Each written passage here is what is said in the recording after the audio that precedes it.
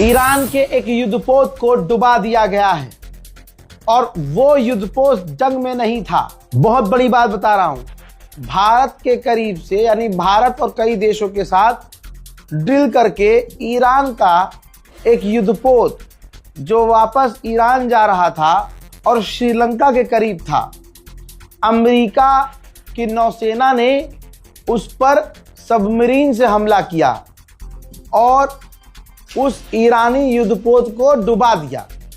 कहा जा रहा है कि उसमें 110 ईरानी लापता हैं और इसके अलावा और भी लोग गायब नजर आ रहे हैं।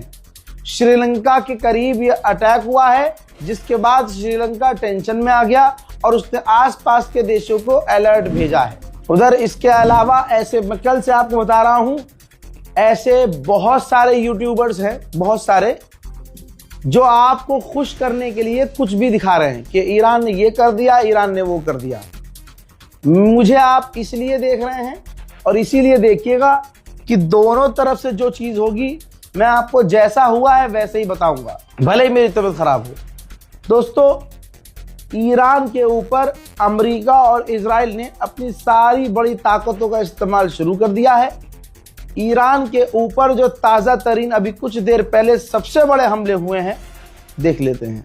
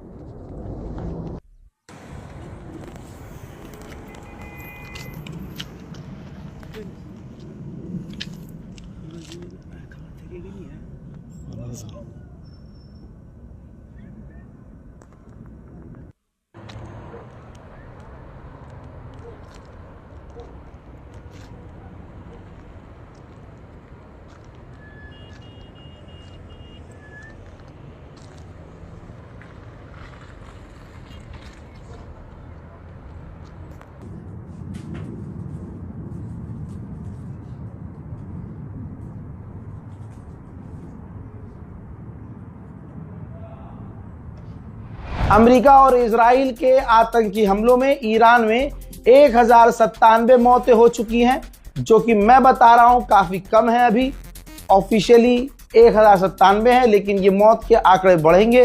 2000 से ज्यादा लोग घायल हैं। उधर दोस्तों एक बड़ी खबर और है।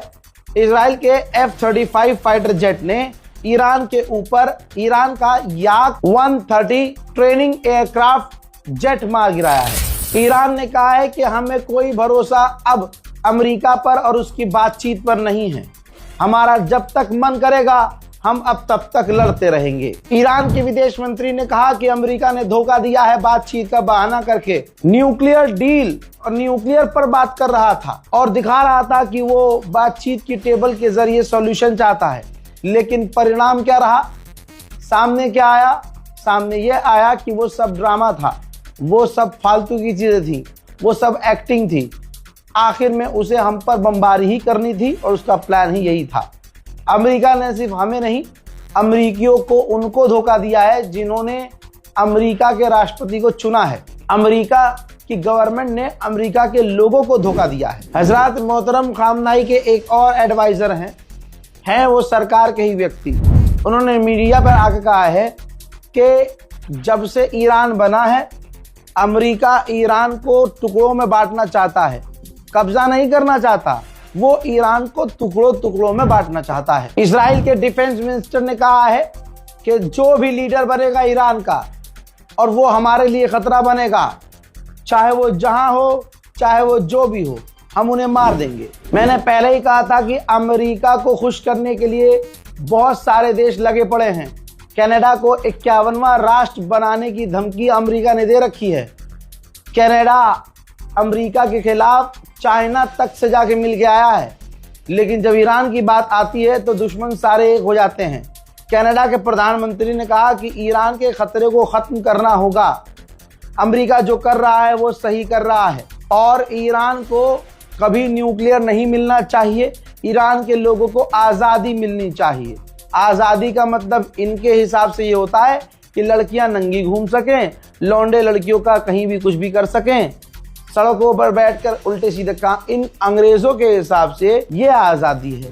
Canada has long supported the imperative of neutralizing this grave global threat.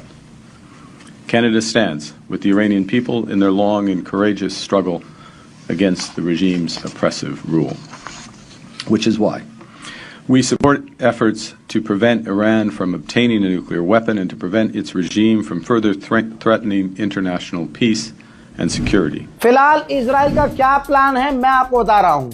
Israel IRGC की इंटरनल फोर्सेस को निशाना बना रहा है, इंटरनल फोर्सेस को, और ईरान के सेंसिटिव इलाकों पर हमला कर रहा है ताकि ईरान की रिजीम कमजोर हो जाए, वहां की पुलिस, वहां का पूरा सिस्टम कमजोर हो जाए और ईरान की जनता सड़कों पर आ जाए।